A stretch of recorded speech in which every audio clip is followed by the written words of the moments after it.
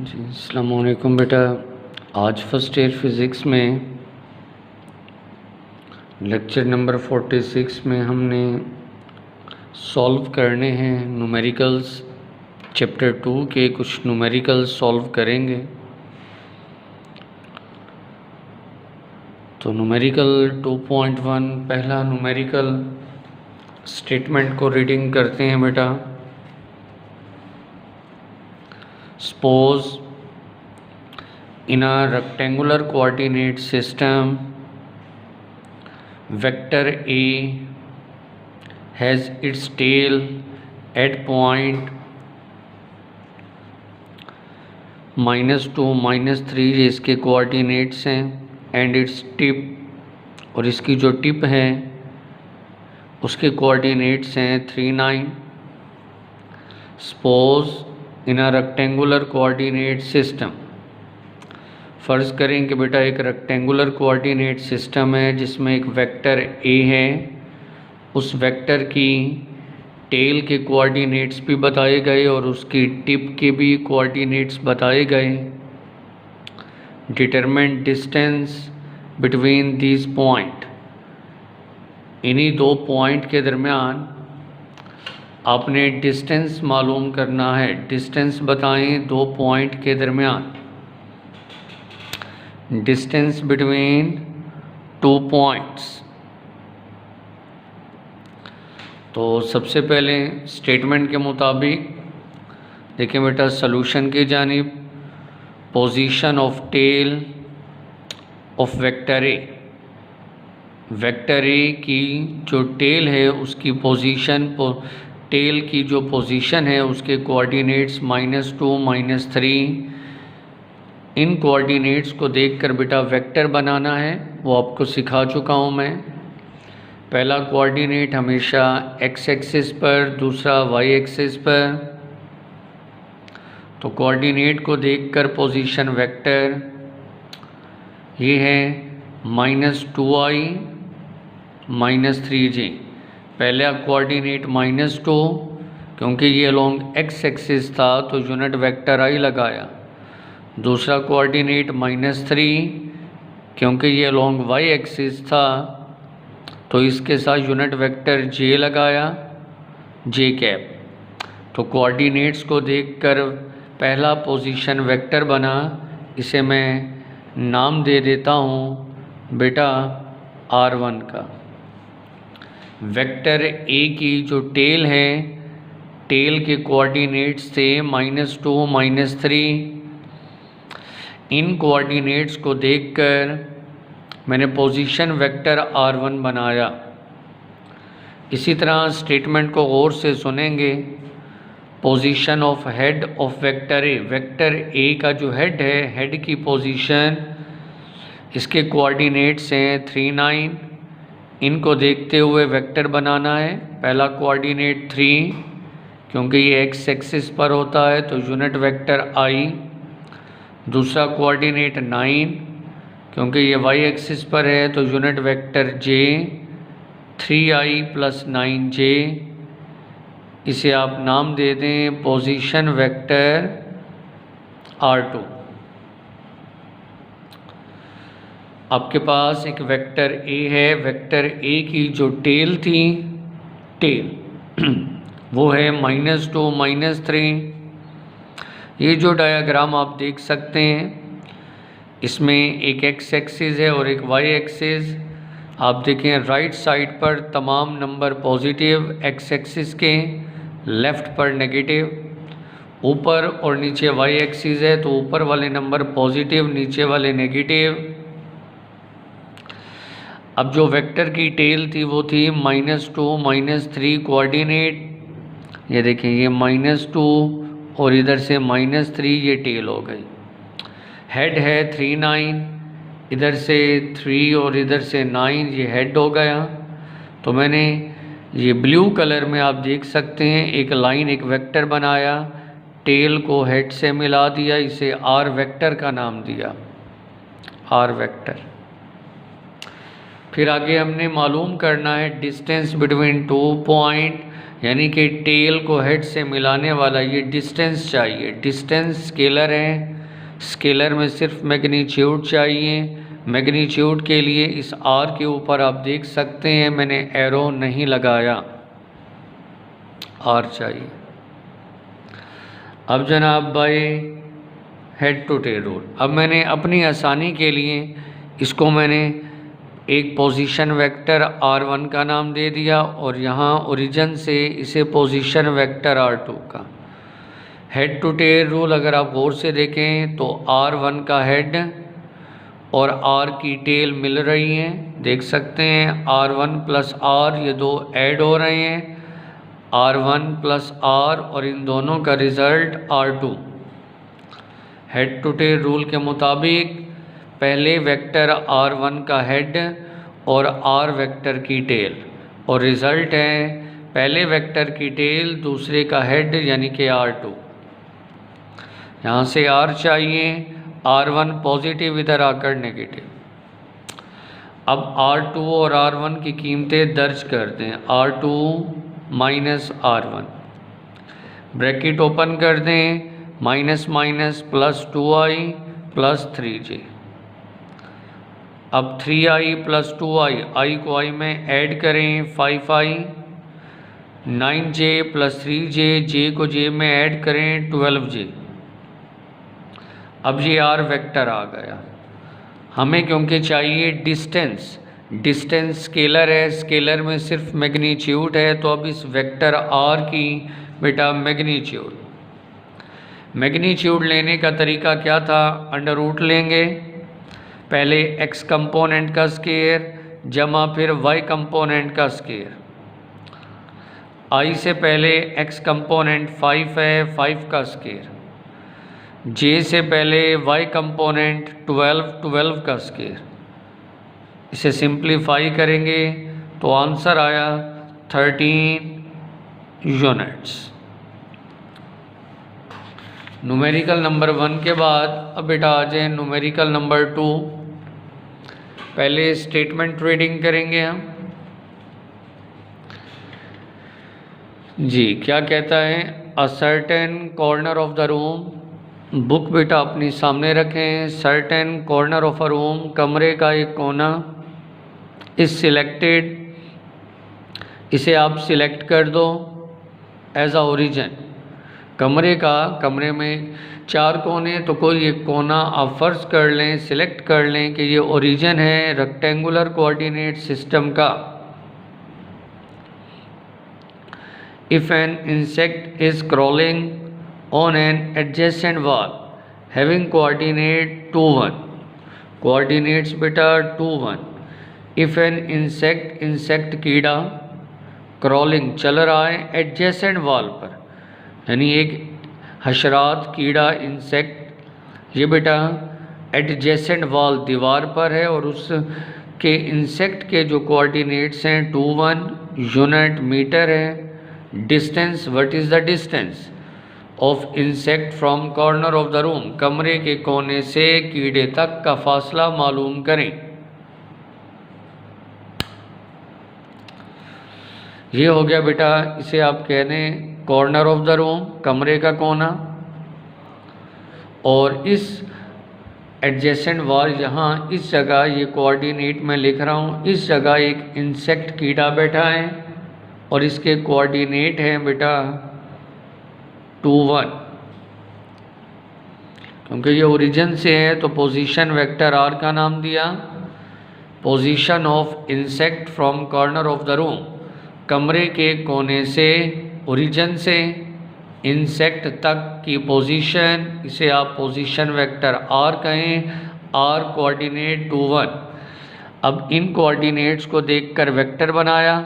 पहला कोऑर्डिनेट है 2, क्योंकि ये x एक्सिस पर है तो यूनिट वेक्टर i, प्लस दूसरा कोऑर्डिनेट है 1 क्योंकि y एक्सिस पर है इसलिए यूनिट वेक्टर j, 1j यानी कि j। आपने मालूम करना है डिस्टेंस। डिस्टेंस बेटा स्केलर होता है, स्केलर डिस्टेंस है स्केलर, स्केलर में सिर्फ मैग्नीट्यूड इसलिए एरो नहीं लगाया। कोऑर्डिनेट्स को देखकर वेक्टर आपने हासिल किया 2i प्लस जे, 2i प्लस जे। पहला कोऑर्डिनेट 2, इसके साथ यूनिट वेक्टर i। दूसरा coordinate 1, unit vector j, 1j का मतलब है j। हमें डिस्टेंस चाहिए स्केलर मैग्नीट्यूड, तो मैग्नीट्यूड ले लें अंडर रूट x कंपोनेंट का स्केयर 2 का स्केयर, y कंपोनेंट का स्केयर, y कंपोनेंट 1 का स्केयर।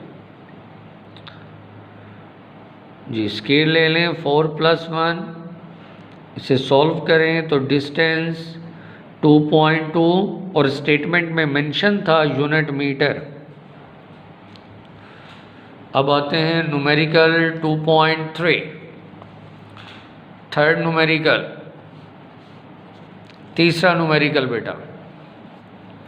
स्टेटमेंट है what is the unit vector, what is the unit vector. आपने यूनिट वेक्टर हासिल करना है, यूनिट वेक्टर मालूम करना है in the direction of vector A, in the direction of vector A, vector A की डायरेक्शन में। आपने यूनिट वेक्टर मालूम करना है, यूनिट वेक्टर, यूनिट वेक्टर आपने मालूम करना है in the direction of A. A vector आपको गिवन है 4i + 3j, ए वेक्टर है 4i + 3j। आपने मालूम करना है यूनिट वेक्टर। एक वेक्टर ए आपको गिवन है 4i + 3j। आपने बेटा यूनिट वेक्टर ए के ऊपर सिंबल हेड कैप निशानी यूनिट वेक्टर, आपने इस वेक्टर ए का यूनिट वेक्टर मालूम करना है। यूनिट वेक्टर का क्या फार्मूला होता है, ए वेक्टर ओवर ए मैग्नीट्यूड। किसी भी वेक्टर को उसी की अपनी मैग्नीट्यूड पर डिवाइड कर दें कहलाता है यूनिट वेक्टर। अब गौर करें, यूनिट वेक्टर के लिए दो चीज़ों की ज़रूरत है, एक वेक्टर ए जो कि ऑलरेडी गिवन, क्या नहीं है आपके पास इस वेक्टर ए की मैग्नीट्यूड। अब हमें क्या चाहिए, इसी वेक्टर ए की मैग्नीट्यूड। तो अलग से पहले आप मैग्नीट्यूड ले लें अंडर रूट आई से पहले x कंपोनेंट है 4, 4 का स्केयर, j से पहले y कंपोनेंट है 3, 3 का स्केयर, 16 + 9 अंडर रूट 25। इस सारे को हल करें, मैग्नीट्यूड कितनी आई 5। अब इस फार्मूले में कीमतें दर्ज कर दें ताकि हमें यूनिट वेक्टर मिल सके। यूनिट वेक्टर ए वेक्टर की कीमत दर्ज की ओवर मैग्नीट्यूड, तो ये आ गया यूनिट वेक्टर।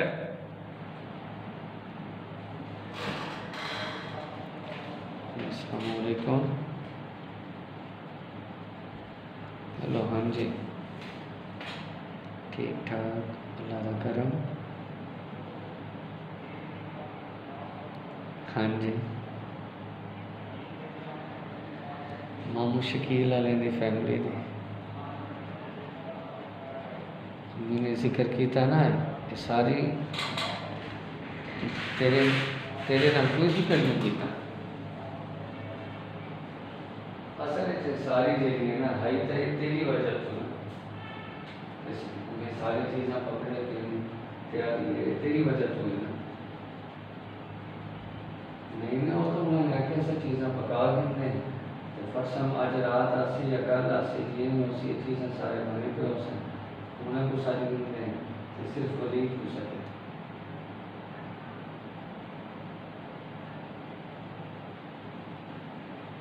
नहीं नहीं सिर्फ तेरे ना उनके ध्यान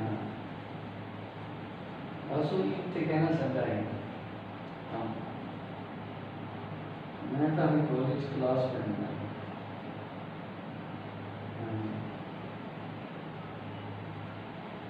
अच्छा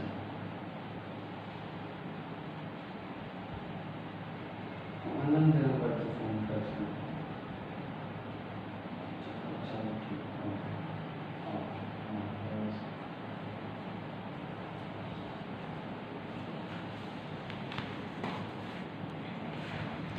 जी बेटा, न्यूमेरिकल नंबर 2.3 के बाद अब हम आते हैं न्यूमेरिकल 2.4। न्यूमेरिकल 2.4 स्टेटमेंट है, two particles are located. Two particles, दो पार्टिकल हैं, इनकी location R1 3i + 7j, R2 -2i + 3j। Two particles, दो पार्टिकल जिनकी लोकेशन आपको दी गई है R1 R2।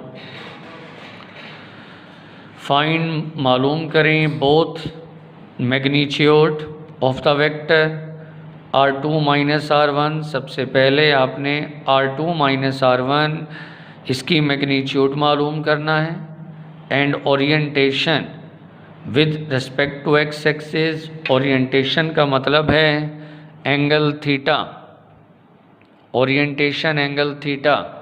यानी स्टेटमेंट में देखें, दो पार्टिकल आपको गिवन, इनकी पोजीशन आपको बताई गई, R1 R2 position vector given.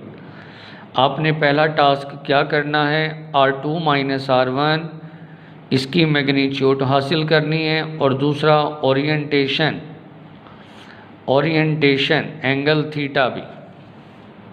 Numerical number 4 में आप देख सकते हैं बेटा, R1 position vector 3i + 7j, R2 position vector -2i + 3j। ठीक है जी, पोजीशन वेक्टर। तो पहला टास्क R2 - R1 इसकी मैग्नीट्यूड मालूम करना है, और दूसरा एंगल थीटा। सबसे पहले आप हासिल करें R2 - R1। ये R2 वेक्टर है, R2 फिर माइनस ये R1 है, R2 फिर -R1। कीमतें दर्ज कर दी, ब्रैकेट ओपन करें, -2i + 3j। अब ये ब्रैकेट ओपन करेंगे तो -3i और -7j, -2 और -3 हो गया -5i, +3 और -7 ये हो गया -4j। ये आपके पास वेक्टर आ गया R2 - R1। अब बेटा पहला टास्क क्या था, इसकी मैग्नीट्यूड ले लें। ये R2 - R1 इसके इर्द गिर्द दो parallel lines, mod modulus magnitude का सिंबल है। मैग्नीट्यूड लेने का तरीका अंडर रूट लगाएंगे। अंडर रूट I से पहले -5 का स्क्वायर, J से पहले -4 का स्क्वायर, X कंपोनेंट का स्क्वायर, Y कंपोनेंट का स्क्वायर।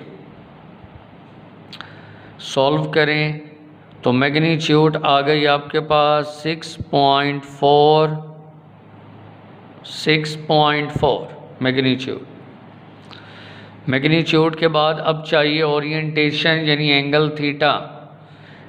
एंगल थीटा आपको याद होगा बेटा, जब कोई वेक्टर प्लेन में होता है, प्लेन में 4 क्वाड्रेंट है, हर क्वाड्रेंट के अंदर एंगल थीटा मुख्तलिफ है। पहले हमें फैसला करना होगा कि हमारा वेक्टर किस क्वाड्रेंट में है। जिस क्वाड्रेंट में होगा उसी क्वाड्रेंट के मुताबिक एंगल थीटा का फार्मूला वही नो। ज़रा गौर करें, RX I से पहले, I यूनिट वेक्टर से पहले ये देखिए -5 नज़र आ रहा है, यह है बेटा आपका X कंपोनेंट RX -5। J से पहले आपको -4 नज़र आ रहा है, तो ये है RY -4। I से पहले X कंपोनेंट -5, J से पहले Y कंपोनेंट -4। अब गौर करें, X और Y दोनों नेगेटिव हैं। आपको याद होना चाहिए X और Y जब दोनों नेगेटिव हैं तो आपका वेक्टर लाई करेगा थर्ड क्वाड्रेंट में। थर्ड क्वाड्रेंट में थीटा होता है 180 + 5। थर्ड क्वाड्रेंट में एंगल थीटा है 180 + 5। अब थीटा एंगल हमें उस वक्त मिलेगा जब फाई होगा, तो पहले आप बेटा फाई की वैल्यू हासिल कर लें। फाई की वैल्यू हासिल करने के लिए आप फार्मूला इस्तेमाल करें tan फाई आर वाई बटा r x, tan phi r y -4 r x -5, minus minus cancel हो गया, 4 को 5 पर डिवाइड कर दो, tan फाई 4/5 0.8,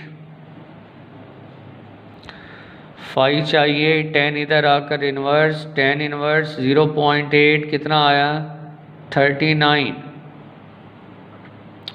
अब फाई की इस कीमत को पुट कर दें 1 में, equation 1 theta equal 180 plus phi की जगह 39, इन दोनों को ऐड करें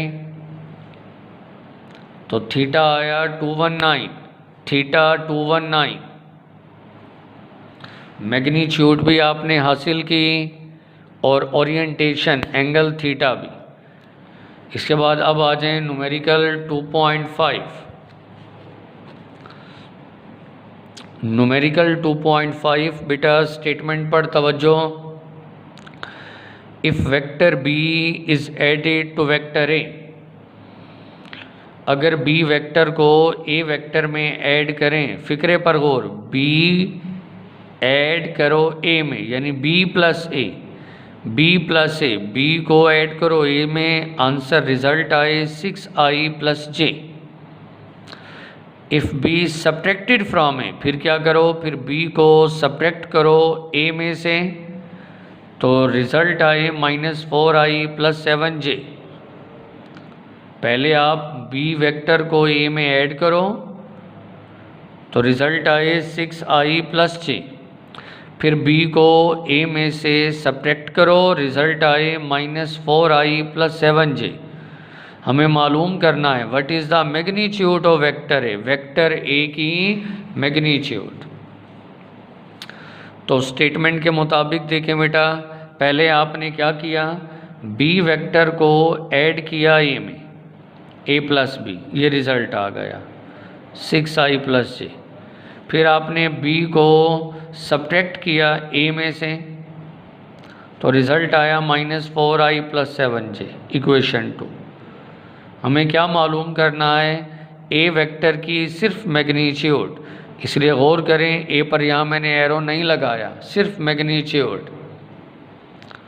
हमें सिर्फ a वेक्टर चाहिए, equation 1 a + b, equation 2 a - b, लेकिन हमें सिर्फ a वेक्टर चाहिए ना, b को ख़त्म करना है। ख़त्म करने के लिए 1 + 2, इक्वेशन 1 और 2 को ऐड कर दो, इक्वेशन 1 और 2 को ऐड करें, लेफ़्ट हैंड साइड अलग, राइट हैंड साइड अलग, a + a बेटा 2a + b - b कैंसिल, ख़त्म, 6 - 4 2i, 7 + 1 8। इक्वेशन 1 और 2 को ऐड किया तो 2a = 2i + 8j, 2 मल्टीप्लाई इधर आकर डिवाइड, अलग अलग डिवाइड कर दो, तो ये रह गया 2i + 4j। a वेक्टर आया 2i + 4j। अब हमें इस a वेक्टर की क्या चाहिए, मैग्नीट्यूड चाहिए। अंडर रूट लगाओ, x कंपोनेंट का स्केयर + y कंपोनेंट का स्केयर, i से पहले कुछ नहीं, 1 तो होगा, तो 1 हो गया x कंपोनेंट का स्केयर 1 स्केयर, j से पहले 4, y कंपोनेंट का स्केयर जी 1 + 16 अंडर रूट 17, तो मैग्नीट्यूड आ गई 4.1, वेक्टर ए की मैग्नीट्यूड 4.1। तो आज के लेक्चर में बेटा आपने ये 5 न्यूमेरिकल सॉल्व किए, बार बार प्रैक्टिस करें, हर एक न्यूमेरिकल 3 से 5 मरतबा हल करें, इंशाअल्लाह आपको न्यूमेरिकल आसानी से समझ आएंगे। थैंक यू वेरी मच, अल्लाह हाफिज़।